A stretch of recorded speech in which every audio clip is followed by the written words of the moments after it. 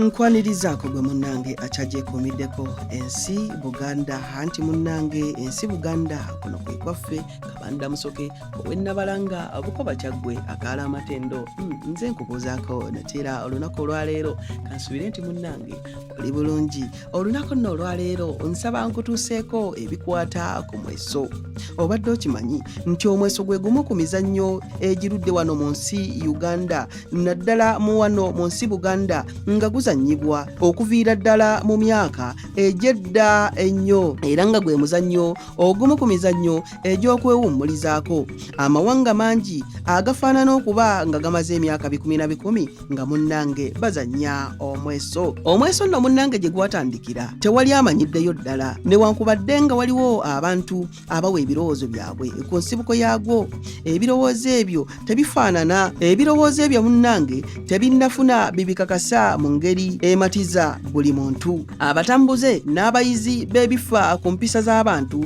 ez'obuwangwa omweso bagusanga ne mu nsi ziri ku nkingizi za Uganda okugeza nga Kenya, Sudaani, Congo, Rwanda, Tanzania n'okweyongerayo mu Afrika eya wakati. Abantu abamu bagamba nti omweso gwava mu nsi z'ebweru ne guyingira mu Uganda. Ekyo nno munnange okukikkiriza kisaana kumala kwekenneenyezebwa mu bintu bino. Ennimi ez'enjawulo ezoogerwa mu Uganda, ebintu ebyedda ebisangibwa mu bitundu bya Uganda ebitali bimu, ensibuko z'abantu b'omu Uganda abali mu bitundu ebitali bimu, ate n'abantu abalala bwe bagamba nti omuzannyo ogwo gwava mu Uganda ne gugenda ebweru, n'abo tebasaana kumala gabawakanya nti olimba.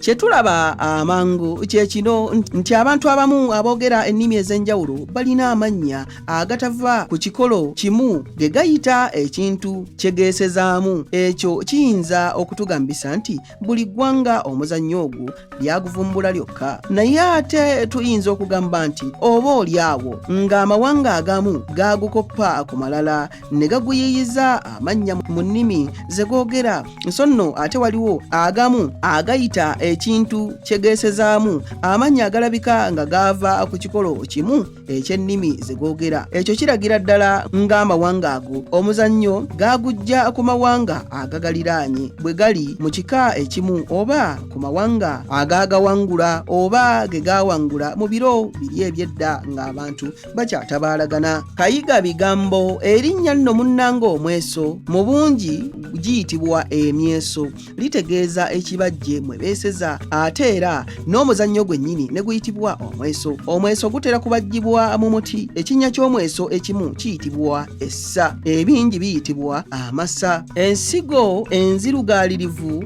eziyitibwa empiki ziva ku muti oguyitibwa omuyiki. Nze nno jjajjange yaŋŋamba nti ogwo omuti baguyita alyetta kuba twagulina ewaka ng'atugamba nti singa essanda lyagwo likugwa mu maaso eriiso tosigaza. Era nga munnange empiki ezo ze zikozesebwa mu mweso. Okuzannya kwennyini kuyitibwa kwesa, ekigambo ekyo kiringa ekyava mu linnya mweso. Omuzannyo guyitibwa kyeso, ebingi ne biyitibwa ebyeso. Mu lulimi Oluganda mulimu ebifaanana okulaga nga omweso gwadda nnyo mu Buganda. Ebiraga ebyo bisangibwa mu njogera ze tuyita ebisoko era ne mu ngero. Enjogera ezimanyiddwa ennyo ze zino nno munnange. Mu Luganda omuntu omumpi ennyo bayinza okumugeza ku mpiki, bagamba nti mumpi ng'empiki. Omuntu bw'amanya ennyo okukola ekintu bamwogerako nti akimanyi bweso oba akimanyi nga mweso. Omuntu bw'asanga ng'ebintu bye we yabadde abisuubira okubisanga tebiriiwo, bamugeza oba yeegeza ku muntu ayesa n'atasanga mpiki mussa mwabadde asuubira okuzisanga, bamwogerako nti akutte mu lya mpiki. Ate luno olugero lwo luluubirira abantu buteekuza, lugererwa ku muntu ayiga ekintu n'akikugukamu okusinga nga eyakimuyigiriza. Lugamba nti gw'oyigiriza ekyeso oba gw'oyigiriza okwesa akugobya nkaaga. Ebirala ku nsibuko y'Omweso biraga nti ebyafaayo by'Obwakabaka nabyo birinayo ekiraga ng'Omweso gwadda nnyo mu Buganda wano. Buli kabaka omujja olwamalanga okusika n'agenda e Buddo ku lusozi olutikkirirwako bakabaka engule n'akolayo n'omukolo ogw'okwesa. Omukulu w'emikolo gy'oku Buddo yabanga Ssemanobe, era ye Ssemanobe ow'Emmamba, omukuumi w'olusozi lw'Obwakabaka. Akakasa omukolo gw'okwesa ku Buddo, era ye omuwandiisi omwatiikirivu Sir Apollo Kaggwa Kalibbala mu kitabo kye kye yayita Empisa z'Abaganda yawandiika bw'ati ku mukolo gw'okwesa: bwe yamujjangawo oba Ssemanobe bwe yamujjangawo n'amutwala mu luyiki lwabeeranga kumpi n'awaabeeranga embuga ya Makamba omwami w'oku Buddo. Omwo mwe yanoganga empiki Buteba eyabeeranga mu Mweso, ogwabeeranga mu kigango Gombolola oba Masengere ga Nsaze. Katikkiro gwe yayesanga ng'asalira abantu emisango, naye empiki eyo Buteba amakulu gaayo gali nti kabaka taasingibwenga magezi mu bwakabaka bwe eri abantu be. Abantu be bwe banaamusaliranga amagezi ag'okumusinga, era ye y'anaasinganga okubasalira amagezi amalungi ag'okubafuganga, ng'Omweso ow'amagezi bw'agugobya munne empiki entono eza Buteba. Tewali amanyidde ddala kabaka eyatandika okwesa ng'omukolo ku kusika kw'Obwakabaka, kyokka omukolo ogwo gulinga ogwedde nnyo newankubadde nga guyinza obutaba gwadda nnyo ng'Obwakabaka obulowoozebwa okuweza emyaka ng'ebitaano okuva ku Ssekabaka Kintu oba n'okusingawo. Omukolo gw'okweseza e Buddo mu kusika ng'ogutadde ebbali. Omweso gwayagalibwanga nnyo mu lubiri lwa kabaka. Kabaka yayesanga ne bakyala be abakulu era ne bannyina Bambejja. Oluusi yayitanga Katikkiro n'abaami abakulu n'ayesanga nabo. Abaami n'abataka abakulu buli gye baabeeranga yonna baabanga n'emyeso mu bisaakaate byabwe. Abaami abakulu nabo n'abasajja be baafuganga baayesanga kumpi buli lunaku enkya n'eggulo. Akatuuso ke kaabasalangako nga bonna basembezebwa ku mmere y'embuga. Mu Mweso abaami mwe baafuniranga omukisa okulaba abantu baabwe n'okubamanya mu ngeri y'omukwano. Bwe baabanga beesa nga banyumya ku bintu bingi ebya buli ngeri. Mu kwesa abaami ne basajja baabwe mwe baamanyiranga ebifa mu nsi. Bwe waabangawo abajja okubasalira ebibakaayanya ng'abaami ne basajja baabwe abali mu Mweso bawuliriza ensonga zonna. Abaami bwe basalanga ensonga nga basajja baabwe nabo bawulira ensala y'abaami n'amagezi ge baawanga abantu abaabanga babatwalidde ebigambo ebyetaaga okutaawulula. Mu nkiiko ez'engeri eyo eza bonna ezitaabanga ntongole mwe mwava engero nga zino: akiika embuga amanya ensonga, ate n'antakiika nti eby'embuga biriibwa baganzi. Mu basajja baabwe abaabanga bakuŋŋaanye okwesa, abaami mwe baalondanga abasajja be beesiga ne babatuma eza buli ngeri. Kabaka bwe yatumanga amangu ababaka mu baami okumusolooleza omusolo, gamba ng'ogw'enswa oba ogw'embugo oba ogw'enkumbi oba ogw'engeri endala yonna, oba okutwala abatabaazi. Abasajja abaasangibwanga ku mbuga nga beesa be baasookanga okuwera n'okuweebwa okukulembera abalala. Mu ngeri eyo Omweso gwabanga ng'ekkuŋŋaaniro. Abaami mwe bajjanga abantu ab'okubaweerezanga n'okuweereza kabaka. Omweso gwayambanga abantu abasobola emirimu okumanyika amangu mu baami n'okuweebwa ebifo ebikulu. Ekirala ekikulu ekyali ku Mweso kwe kumala ku bantu ekiwuubaalo. Abaami abakulu n'abantu abalala abaabanga balindiridde okulaba kabaka baamulindiriranga nga beesa mu kagango akaabanga okumpi n'ennyumba Twekobe kabaka mwe yasulanga. Abambejja nabo baalinanga akagango kaabwe mwe baabeeranga nga beesa okutuusa bwe baasobolanga okulaba kabaka. Nga nno bwe tulabye munnange, Katikkiro yeeyesezanga mu kigango ekiyitibwa Masengere ga Nsaze, mwe yatuulanga ng'asala emisango n'okutawulula abaabanga n'ebibakaayanya. Bagamba nti Mukasa eyaliko Katikkiro wa Muteesa ow'olubereberye ne Mwanga ow'okubiri yali kayingo mu kwesa, mbu abantu baamuwolezanga ng'eno bw'ayesa. Bwe baamalanga okuwoza n'addamu ebigambo omuwaabi byawozezza era n'eby'omuwawaabirwa, mbu byonna yabiddangamu mu ngeri eyeewuunyisa. Bwe yamalanga okubiddamu nga n'abaami bamaze okukubira omusango, n'alyoka asala omusango. Bagamba nti ensala ye yabanga y'amagezi era nga ya bwenkanya nnyo. Katutuuke nno ku birala ebifa ku Mweso. Edda ennyo Omweso gwaliko emizizo era ku jjo gye gino: okuggyako abambejja ne bakyala ba kabaka n'abaami abakulu, abakazi ba bulijjo tebaayesanga. Mu bakopi ddala kyalinga kizira omukazi okwesa. Bagambanga nti omukazi bw'akwata mu Mweso tayaza mmere. Nkale nno omulimu gw'okulima emmere mu maka nga bwe gwali ogw'abakazi bokka, omuzizo ogwo abakazi baagukwatanga mangu. Abawala abato baba bagambanga nti singa beesa tebagenda kusuna mabeere. Nkale nno obutasuna mabeere nga kitegeeza mpozzi na butafumbirwa. Okutya obutafumbirwa kwagoberanga ddala abaana ab'obuwala ku Mweso. Abakazi ne bawala baabwe nga bwe balina omulimu gw'okukola ku by'emmere byonna mu maka era n'emirimu emirala, kyangu okulaba nti singa baalekerwa eddembe okwesa Omweso ogumala ebiseera bwe gutyo, tebandisoboddenga kumalawo mirimu gyabwe egya buli lunaku egyali emingi bwe gityo. Ekirala ekikulu kye tusaana okumanya kye kino nti Omweso gwakuŋŋaanyanga abantu bangi aba buli ngeri, ate nga mu kukuŋŋaana okwo bajjangamu okumanyagana ennyo. N'olwekyo abasajja abafumbo baatyanga nti singa baleka abakazi baabwe ne bawala baabwe okubeera mu Mweso n'abasajja aba buli ngeri, kiyinza okuvaamu ebitali birungi. Abalenzi abato nabo tebakkirizibwanga kubeera awo nga beesa ebbanga lyonna, nti nabo baalinanga ebyokukola bingi ng'okulunda embuzi, ente n'okutumwa eŋŋendo eza buli ngeri.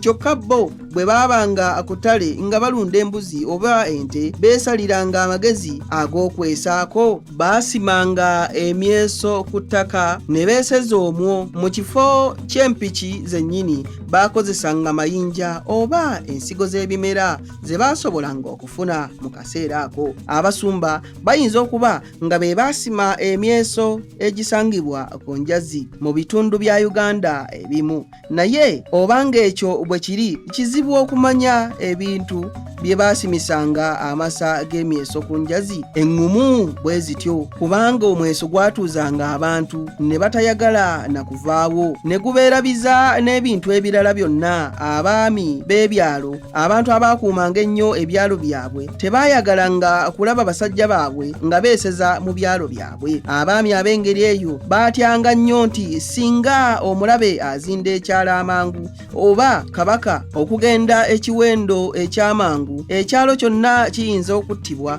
oba okunyagibwa. Abaami abaatyanga eby'engeri eyo bwe baasanganga abasajja baabwe nga beesa nga bayinza okubaggyako empiki ne bazisuula. Okwesa kwaliko omuzizo omulala omukulu. Abantu tebakkirizibwanga kwesa kiro ng'enjuba emaze okugwa. Baagambanga nti singa abantu beesa ekiro, akabe ne kamala kakaaba oba ekiwugulu oba empisi, ng'olwo nno munnange ababadde beesa zibasanze, baalagirwanga okutwala empiki zonna ku luzzi okuzooza, ate nga buli mpiki bagitwala yokka. Okwoza empiki ly'eddagala lyokka lye bakkirizanga nti lye liyinza okuggyawo akabi akayinza okujja ng'ekimu ku bintu ebyo kikaabye ng'abantu beesa ekiro. Omunnange omuntu agenda okuwoza omusango naye teyayesanga, batandika mpozi beefaanaanyiriza nga nti singa omuntu agenda okuwoza ayesa ne bamugoba mu kwesa ne mu kuwoza bayinza okumusinga. Omweso kino kyalinga omuntu bwe yandikirowoozezza mu ntandikwa y'ekitundu ekyafundikira omulembe gwe-19. Omweso wamu n'emizannyo gy'ekinnansi egy'engeri endala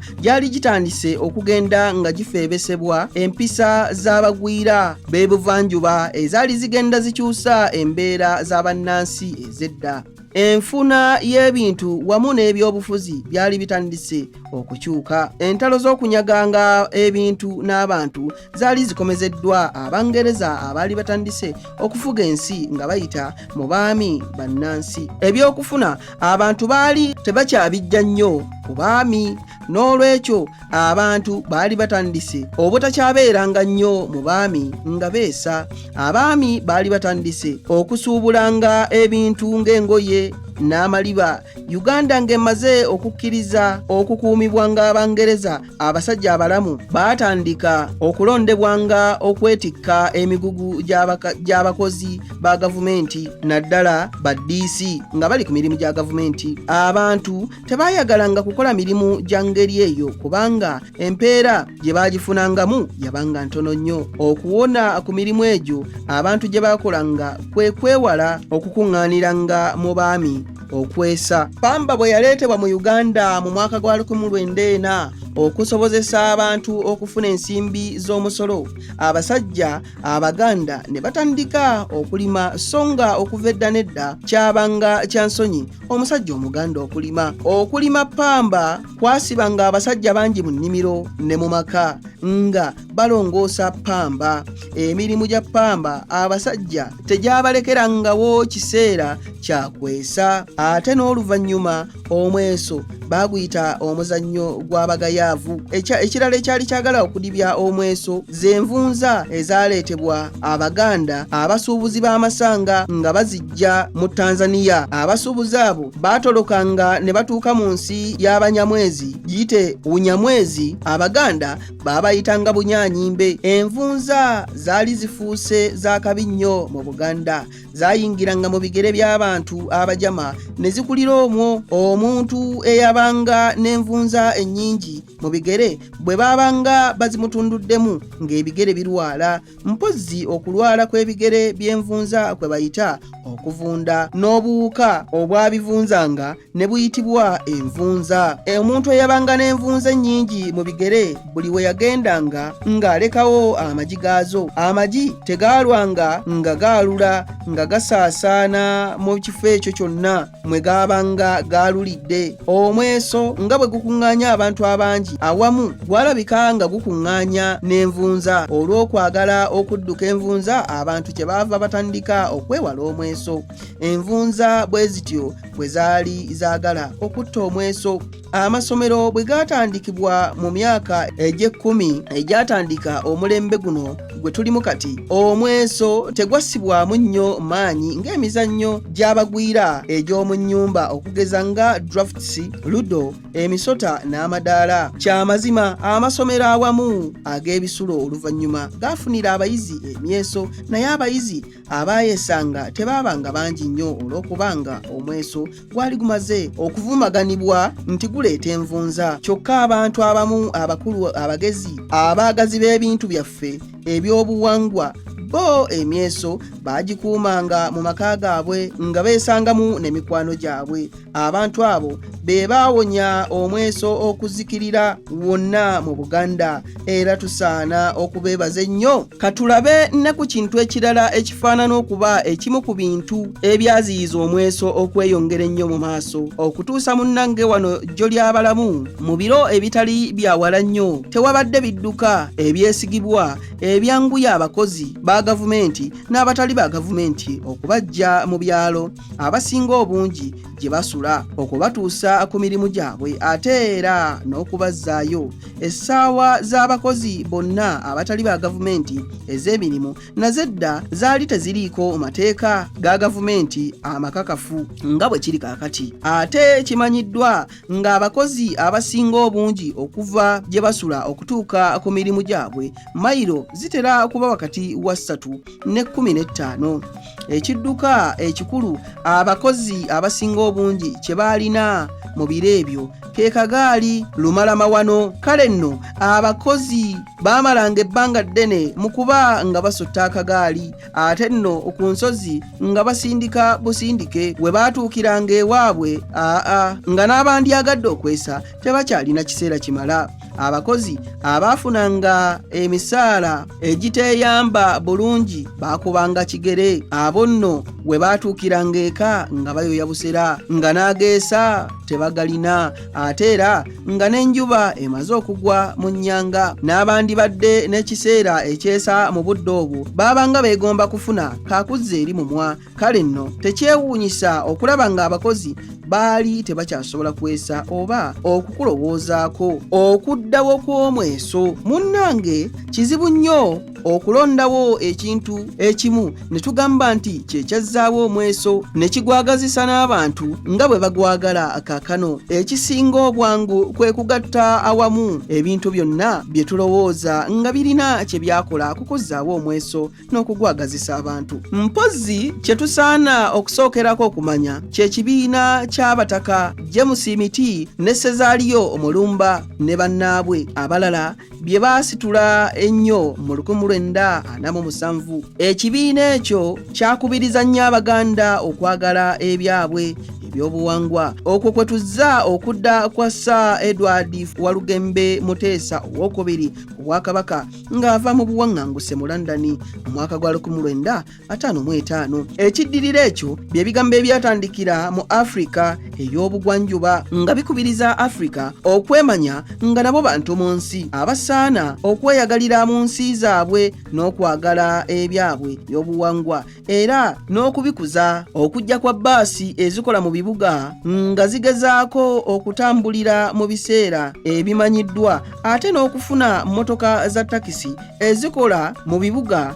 ne mu miriraano gyabyo byasobozesa abantu bangi okutuukanga amangu mu maka gaabwe nga bamaze okukola ne basobola n'okwesaako munnange. Okwo nno munnange ssaako okweyongera kwa bupikipiki obutonotono, ate ne gavumenti okussaawo essaawa ez'etteeka ezinnyukirwamu mu bibuga. Abafirika okweyongera obungi mu bibuga ne mu miriraano gyabyo nakyo kyayongera ku bungi bw'abantu abayinza okwesezaamu nga babadde tebagenze mu mizannyo mirala. Ebyo byonna byenkumenyedde waggulu birina kye bikoze ku kuddamu okwagazisa abantu Omweso. Mu nnaku zino omuntu amanyi okutunula ennyo bw'ayita mu butale mu Kampala ne mu bifo ebirala ebikuŋŋaanirwamu abantu abangi ebiri ebweru wa Kampala mu ssaawa ez'ekyemisana n'ez'olweggulo yayinza okulaba obukuukulu bw'abantu nga beetoolodde Omweso. Abeesa Omweso gubanyumira nga bwe gunyumira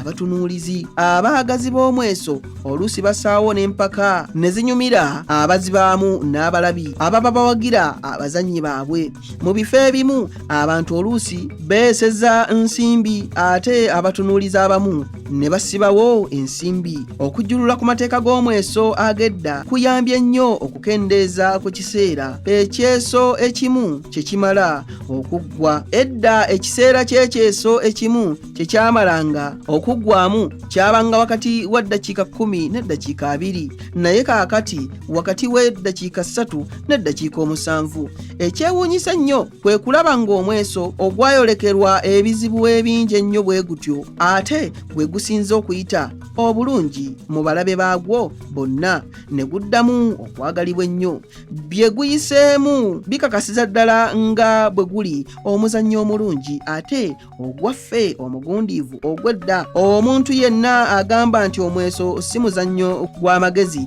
kirungi ayige okuguzannya, yeerabireko ng'obukodyo bw'oteekwa okuyiga okuba omukugu mu gwo n'okugunyumirwa bwenkana n'obw'omuzannyo gw'omu nnyumba era emizannyo egisinga obulungi egisinga wonna mu nsi. Abange ebyo nno bye bisaamusaamu ebikwata ku Mweso, omuzannyo ogwaffe ogw'edda wano mu Buganda. Munzikirize nzire Nabalanga Bukoba Kyaggwe akaala amatendo tuddiŋŋana ate mu kitundu ekirala ng'ate munnange nkuwa ebirala. Aye Katonda akuuma Namulondo.